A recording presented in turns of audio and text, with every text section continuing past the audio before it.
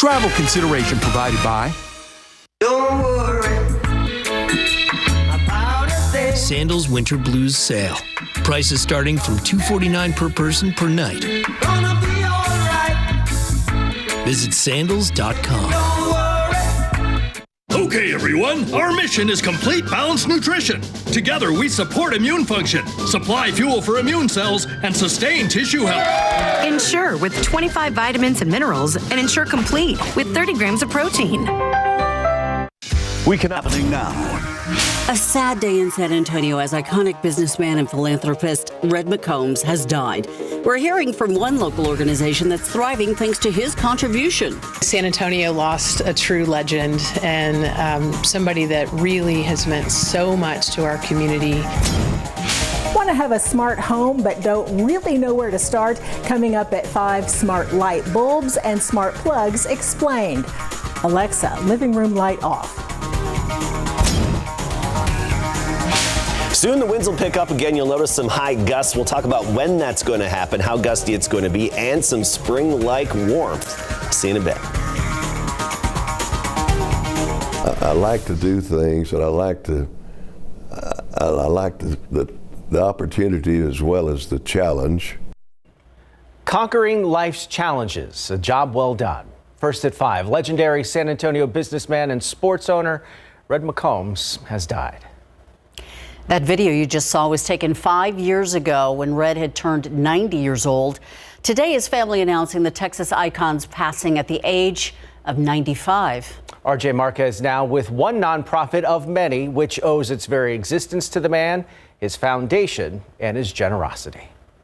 Red McCombs was a larger-than-life figure, but among all the big things he and his wife Charlene accomplished, it was the small things that mattered the most to many people. He always wanted to support what we did in San Antonio through our mission, transforming this community through the power of sport. The McCombs Foundation helped grow the nonprofit organization San Antonio Sports into what it is today. They were dedicated to making sure that the kids in San Antonio in underserved areas had opportunities to succeed, and we've seen that in I Play After School. As the owner of the Spurs, McCombs used the team's platform to give back to the community. He helped found the nonprofit now known as Spurs Give. One of the key priorities that McCombs had was to make a difference in education, get involved with the schools, help raise money for those charitable organizations. Russ Bookbinder worked with McCombs for years in the Spurs organization. He says Red was a true visionary. His vision showed with Hemisphere, with the Spurs, trying to get an NFL franchise, expansion franchise here to San Antonio, and then what he's done in the communities. Bookbinder and San Antonio Sports CEO Jenny Carnes say it's impossible to put McCombs' legacy and impact into words. He gave me a chance. He made a difference in my family. He made a difference in his community. San Antonio lost a true legend and somebody that really has meant so much to our community and has put us on the map. A true legend indeed, and since 1988, Spurs Give has invested $28 million into the community from everything from playgrounds to school programs. And as far as San Antonio Sports' I Play After School program, that is now in 60 local schools, and this gives young kids early stage development in several sports. Tim and Ursula. Thank you, RJ. You can read more about Red and his life on KSAT.com. We're getting more reaction coming into our newsroom following his death.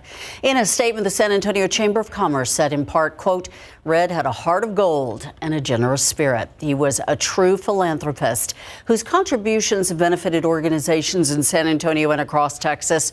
Red was a true friend and will be dearly missed, end quote. And on a personal note, many of us here at KSAT 12 were touched in some way by Red and Charlene McCombs' generosity. They were good people, and we wish their family Godspeed. And right now on our website, we have a deeper look into the life and legacy of Red McCombs, from his time as an NFL team owner to how he and his wife became household names in philanthropy here in San Antonio and beyond. It's on the homepage. Just look for this story on KSAT.com. You can also look for the story on any of our streaming platforms. Arson investigators are trying to figure out how two fires started at the same house overnight. This was around 4 in the morning on Hammond Avenue, not too far from I-10 in Rigsby on the east side.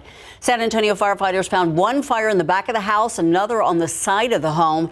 They say the house was supposed to be vacant while undergoing renovations. The cause of the fire unknown at this time. Investigators are hoping neighborhood surveillance video might give them a better idea of who or what caused it. And out in Helotes, Bexar County firefighters are also trying to find out what caused this house fire early this morning. It happened just before 1 a.m. on Springcroft Court, which is in a neighborhood near Los Reyes Elementary School. That fire believed to have started on the back porch. It spread up to the attic and destroyed the entire home. Good news here, the family did make it out okay. And tonight we are still working to learn the name of a man killed while crossing Loop 410 this morning. It happened around 4 o'clock in the morning near the Blanco and Military exit in Castle Hills. Now, police there say the driver who hit that man stopped to help, but the man died at the scene. It's unknown right now why he was crossing the highway there. Take a good look at these three people. They are wanted in connection with a robbery from earlier this month. It happened February 1st at the King's Discount Store on Southwest Military Drive. San Antonio police say these people stole several items. One of them is accused of assaulting an employee on the way out of the store. If you have any information, you can call Crime Stoppers at 210-224-STOP. And a man is in the hospital after he was found with a gunshot wound early this morning. According to SAPD, that man was helped by a stranger. They say a driver found the man around 3 a.m. this morning near Frio City Road in North Zarzamora. The driver put the man into his own vehicle and drove around looking for help. The victim, who was shot in the stomach, was taken to University Hospital. At last check, his wound was considered to be life-threatening. It's unclear right now why he was shot or who shot him. Taking a look outside with your traffic authority. It is President's Day, so not a big, heavy commute today. You're taking a look at Loop 410 at Crossroads, and really not much traffic out there. Enjoying the weather, though. We're spring-like outside right now. We had a morning low temperature of 55. Then this afternoon, 79 for the high, and that's actually our current reading at the moment. So there's a chance we could briefly hit 80 degrees over the next hour or so. You look elsewhere, temperatures generally in the lower 80s. Weather watchers reported in on this holiday. Eagle Pass 82, 83 Floresville, Panna Maria at 82 degrees. Get up into Bulverde 79, Bernie 80 degrees, and Mico currently at 81. So feeling a little spring-like out there. You even notice some humidity in the air. Mostly clear sky this evening. We're not going to see those temperatures fall off a whole lot. I mean, we're down to 67 at 10 p.m. and then by midnight, 65 with some fog developing toward dawn tomorrow. And morning temperatures around San Antonio right around 60 degrees, back to school, back to work, near 60. So you're not going to really feel that chill in the air. A little bit cooler north and west of town into the mid 50s in parts of the hill country for those morning readings.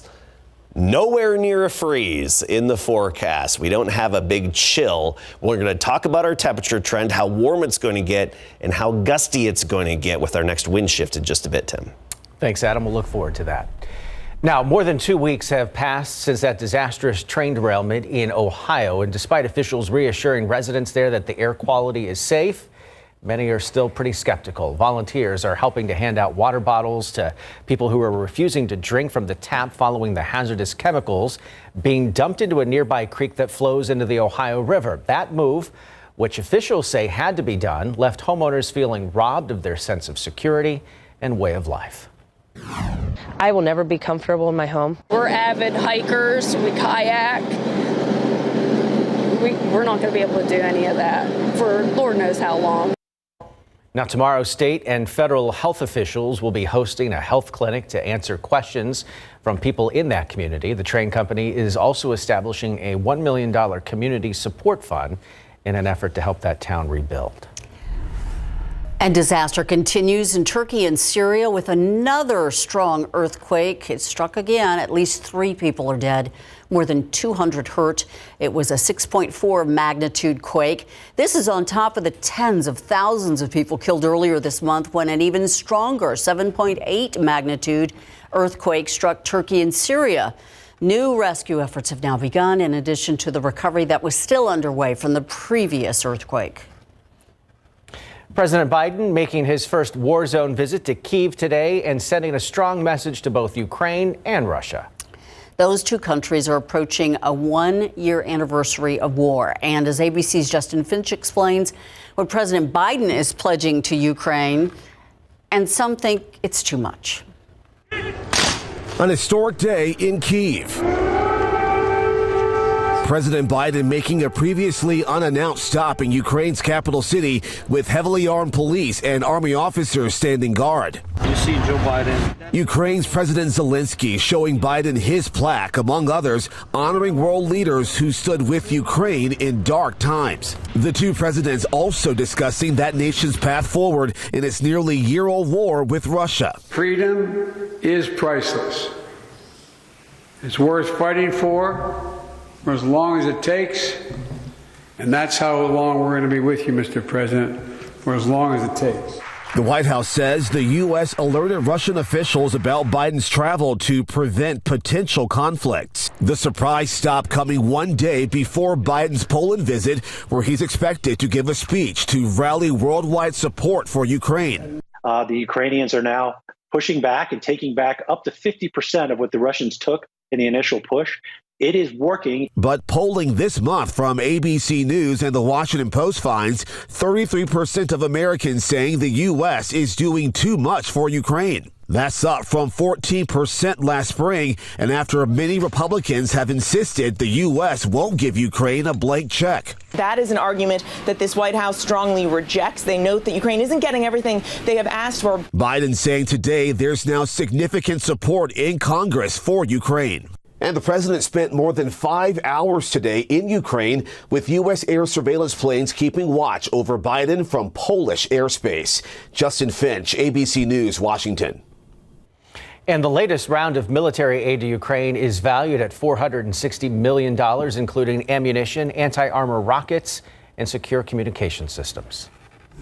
Still to come at 5, we are headed home and getting smarter. If you're looking for ways to upgrade your home, transitioning your bulbs and your plugs, it's an easy and quick fix. Which gadgets might be right for you when we come back?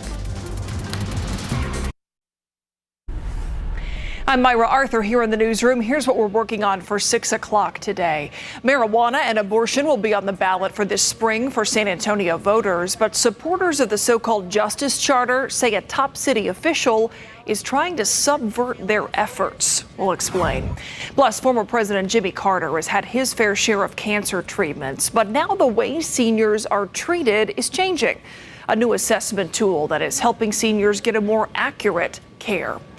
And a new activity book teaches kids all about the court system. We'll tell you why and what's in this book. That and more today on the news at 6.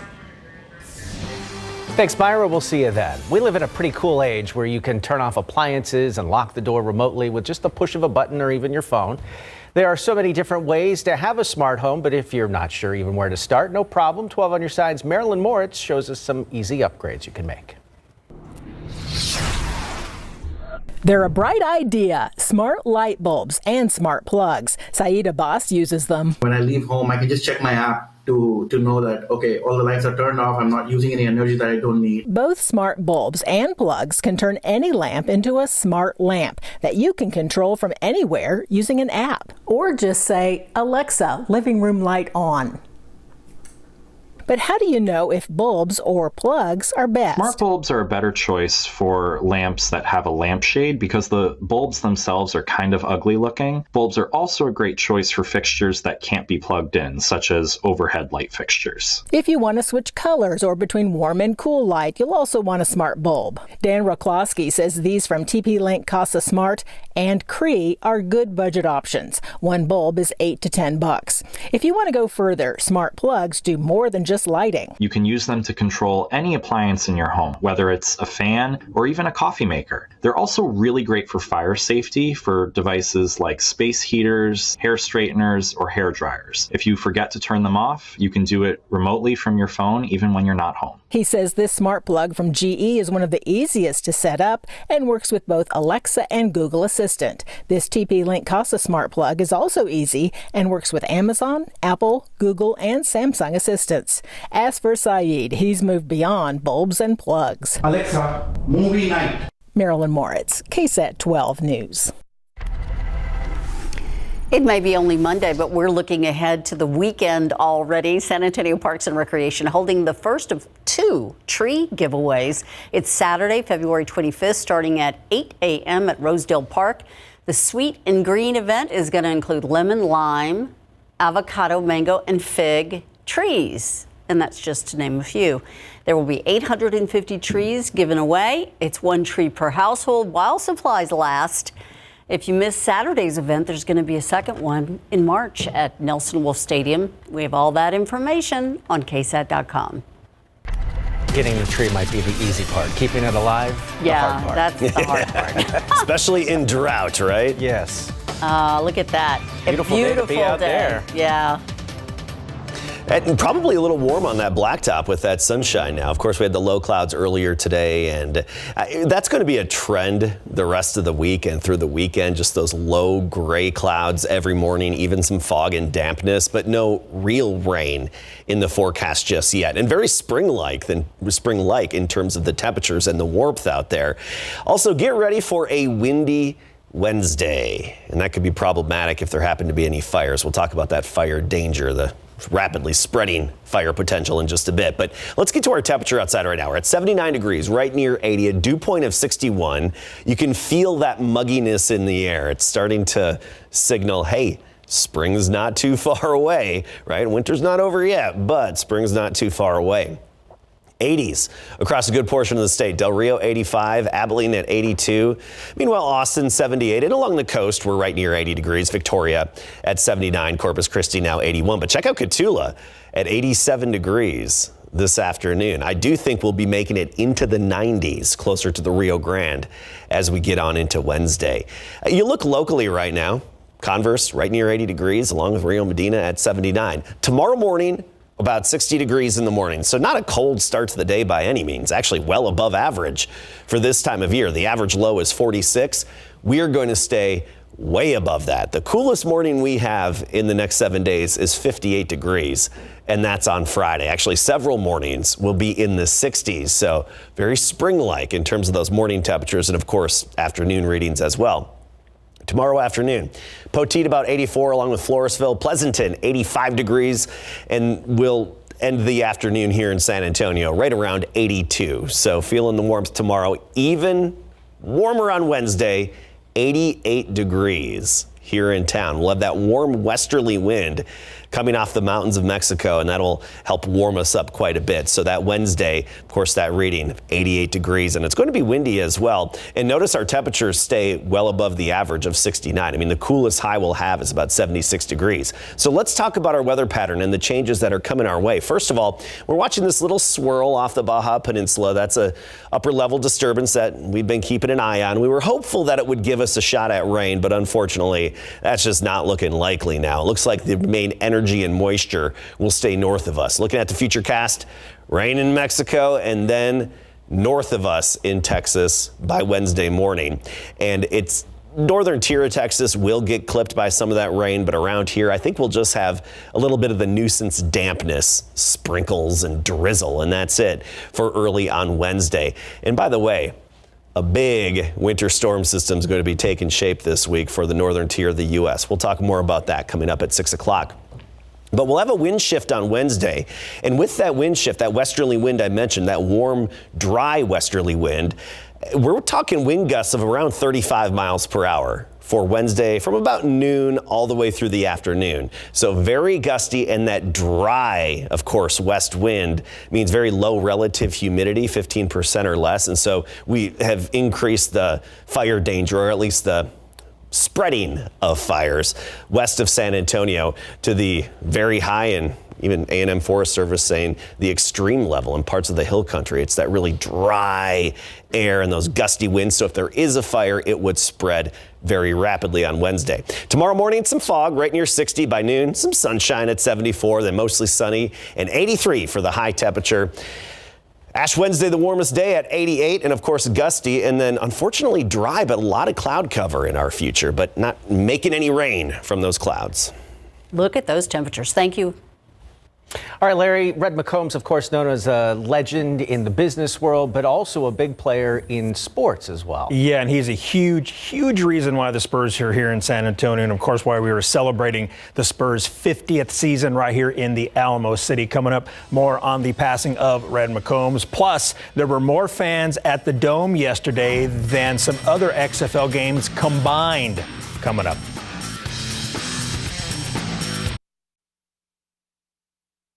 As you heard at the top of the show, BJ Red McCombs passed away at the age of 95. He was instrumental in bringing the Spurs to San Antonio. Red, along with other businessmen, purchased the failing Dallas Chaparrals of the ABA before the 1973-74 season and moved them to the Alamo City. Under Red's guidance, the Spurs traded cash to the Virginia Squires for George the Iceman Gervin, who became a hoops legend and a basketball Hall of Famer. McCombs owned the Spurs on 2 different occasions. He also owned the Denver Nuggets and bought the Minnesota Vikings in hopes of delivering an NFL team to San Antonio.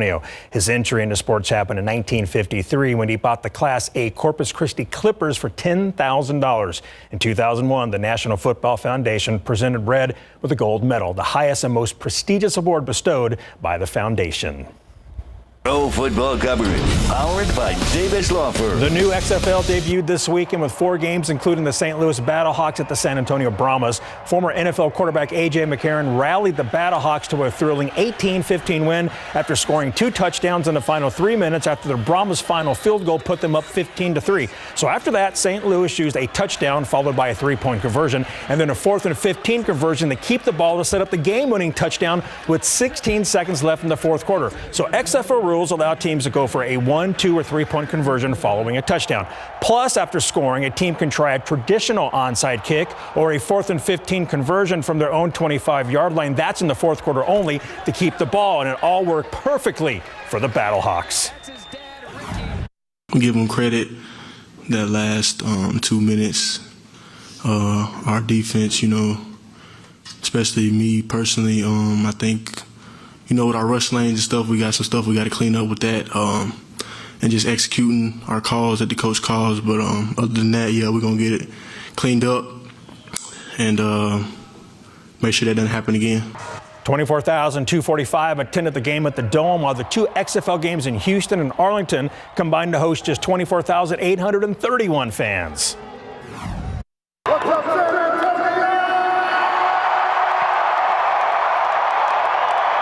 XFL owners Dwayne "The Rock" Johnson, Danny Garcia, and Jerry Cardinal attended all 4 games this weekend. The Rock has a love and a lot of connection to San Antonio thanks to his early days in the WWE. Now, they also announced that the XFL Championship game will be played at the Alamo Dome on May the 13th, and it's going to be carried live on KSAT 12. That's great. We get to host the big championship. We sure I like do. The wrinkles in the rules, too. Yeah, I think it's kind of cool. Should be fun to watch. Yep. Wish him well. Thanks, Larry. And we'll be right back. And this is interesting. Here's a look at our average last freeze. And in San Antonio, it's February 24th. But of course, it can come much later than that. But this is just the average. Get up into the hill country, and the average is the end of March. It's going to be warm, though, very spring-like next 7 days. Sure is. Thank you, Adam, and thank you for watching the News at 5. World News next.